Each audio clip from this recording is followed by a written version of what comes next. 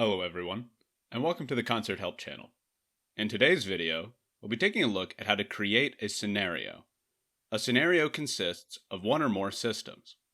If you would like to review the process for creating a system, follow the links in the upper right-hand corner of the video or in the video description down below.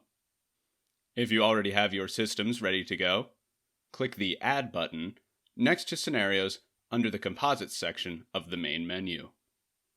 Select Browse Systems, then add systems to your scenario by selecting the plus icon from their Asset tile, or by clicking the tile and then selecting Add to Scenario Builder.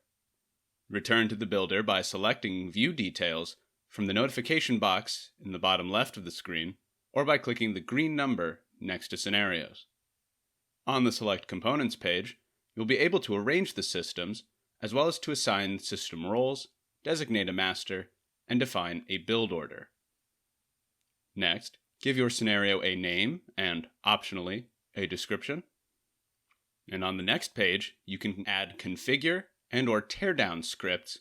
To do so, select Set and enter a name and the script content. And, if at any point you would like to abandon ship and clear out the builder, simply hit the red Reset button on your left.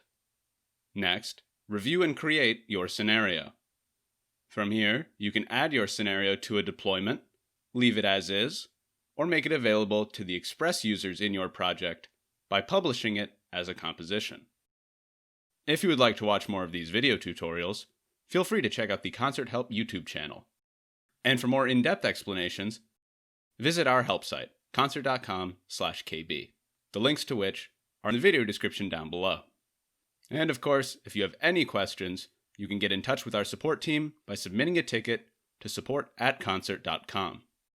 In the meantime, I hope you found this video helpful, and thank you for using Concert.